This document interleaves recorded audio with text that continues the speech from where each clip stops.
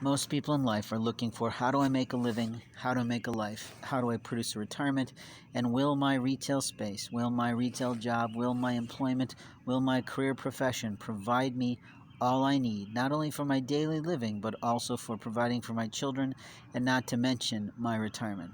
You see, the problem with our hourly wages is that they're not really enough. We have this conversation going on in the political marketplace all the time that there is not enough going on for people, that there's not enough wage in order to allow a person to make a living, to have a car, to have a residence.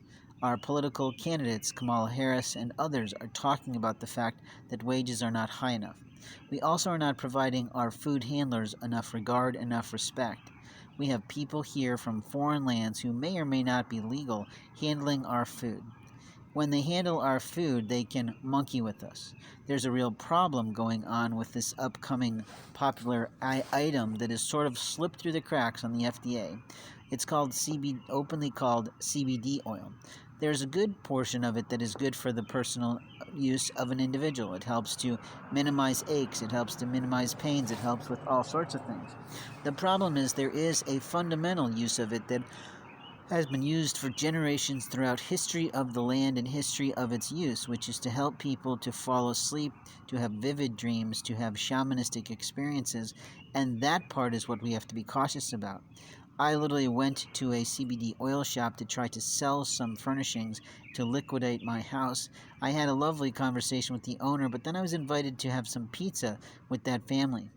A little girl, if you will, a daughter of that owner, thought she would play hostess as if it was some childish game with the 10-year-old who came from another sister of that family.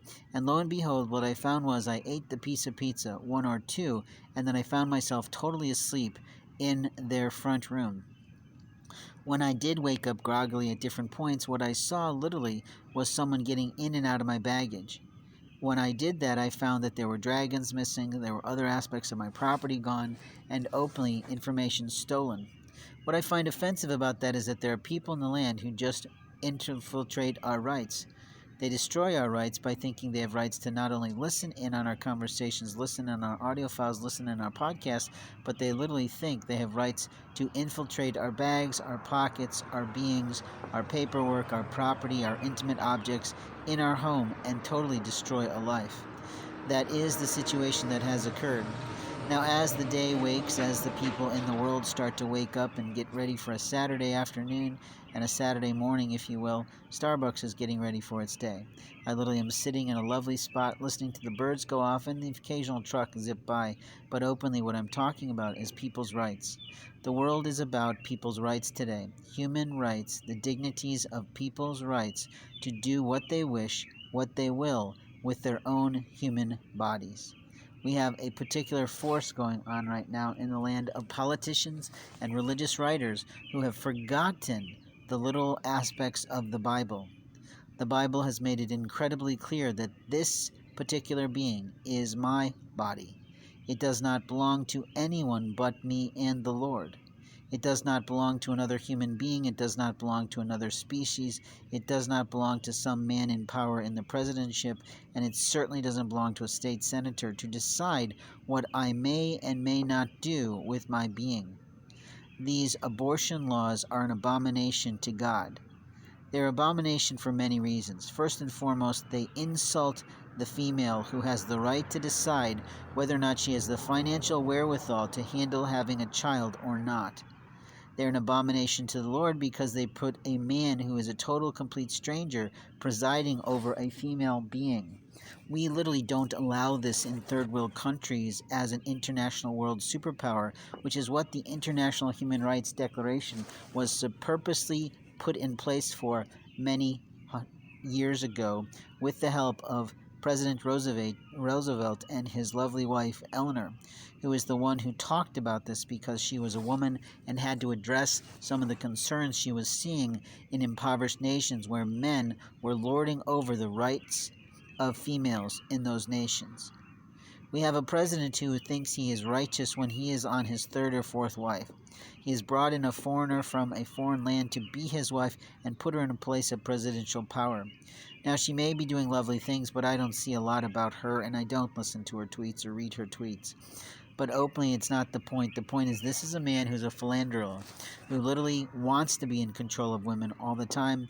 And openly, there's a joke going around that maybe he should be castrated to prove that people have the rights over his body. Now, I don't know that's appropriate to say on behalf of a president because it looks and sounds like a possible threat to the man.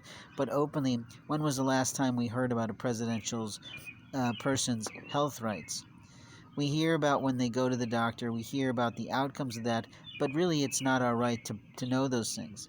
It is an invasion of privacy. We don't need to know every little liaison that this man has had, but openly he's being accused of all sorts of inappropriateness with women, which explains completely why he is illustrating his desire and his misogyny against women, thinking that now as president he's going to put some controls in place so he and other men can feel like kings and sultans of a foreign land in our own country, where we have strived to provide women the right to proper health care.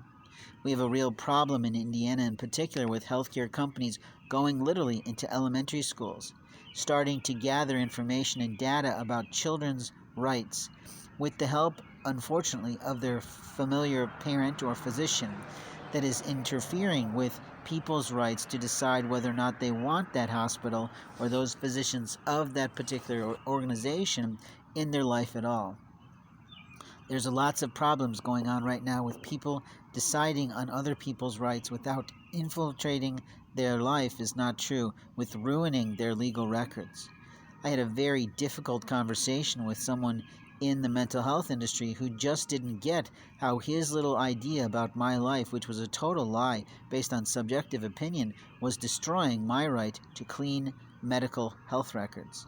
I've had other people do the same. I've had judges sit there and violate federal law talking about whether or not I was competent enough to do something when they couldn't even cite federal law carefully themselves. Now, I take a risk when I talk about these things, but as a journalist, we are supposed to literally listen to other people. We're supposed to hear their complaints. We're supposed to understand our rights versus theirs, and we're supposed to protect the constitutional right of every human being to state their opinion and to provide their report of their own life story. We have a real problem in the impoverished communities is what the presidential candidates are talking about, but it's not solely black African women that are having problems to get health care. There's a litany, a group of people that are struggling to have proper health care because they are impoverished, because they have no power, because their retail establishments don't pay them enough for benefits, and openly we have got to change the nation on how we compensate our people. Otherwise, we're going to create a land of health risks on top of people who are willing to sell the rights of others at a moment's notice. Our president is selling our rights away. He has no lawful right to do that. He has violated international treaties in considering it, and openly not one smart lawyer has figured that out, despite my constant tweeting to the people who are the loudest on the issue, saying stop making it personal and make it about the law. Make it about the history of American society, and make it about every person's right, not just female rights. You see, men will never fully care about female rights unless it's their woman, and that's a real problem. In my case, I have a woman who literally has shit all over my life with her lies to police and everything else, or I have officers who think she's so beautiful that they need to monitor her life and interfere with every little invitation she gets for marriage. There's a large police officer that tried to yank me off a bench after my purchasing food at a little restaurant locally that was recommended to me by 3 or 4 other restaurants in the actual strip that I was walking in. Who the hell gave that man the right to talk to me at all? The truth is the law did not, and he should be pulled from his position. Now, when I say this, I put out myself in a way that puts a reporter at risk. We know this. We know the brutal rights that people take from others. The reality is that community service officers have failed to learn social skills is absolute truth.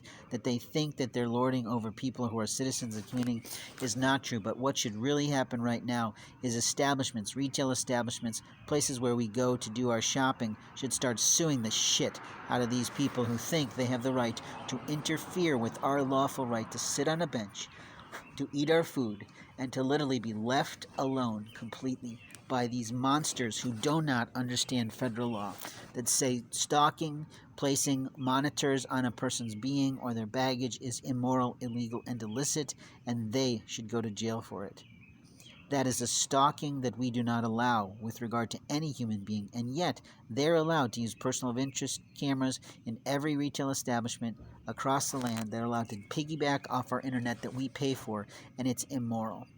We have to start talking about what's important in politics, and what's important in politics is for people to get out of the bedrooms of other people's lives, leave coupleship alone to the people who are trying to put together a betrothal.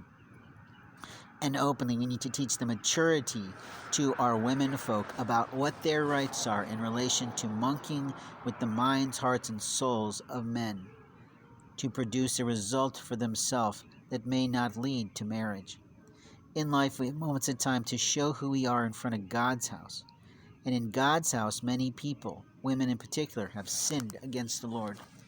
They have violated the laws of God's house, which says, do not put it out there if you're not willing to give it out. And openly, that is the truth. We have gotten so far away from biblical law, that's okay.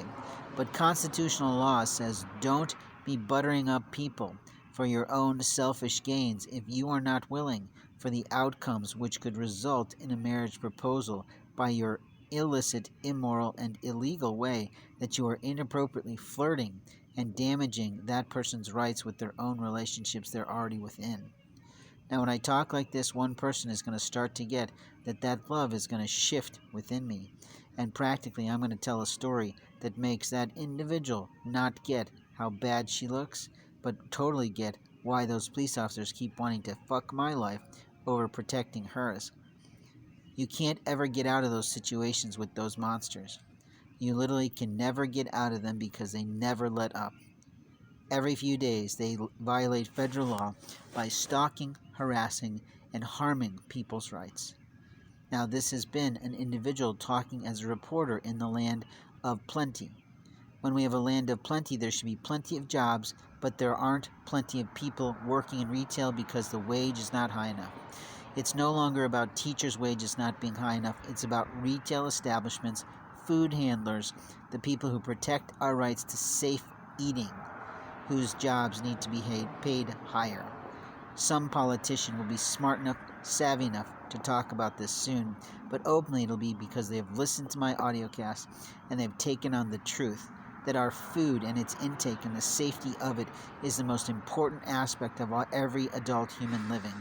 In order to remain safe, in order to keep our bodies safe from harm, in order to keep our children safe from theft, and openly, that's what we're talking about today.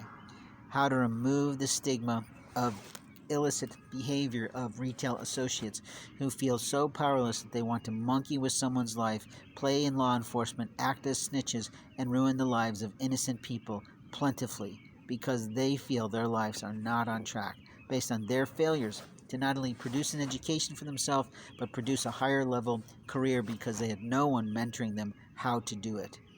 Thanks for listening.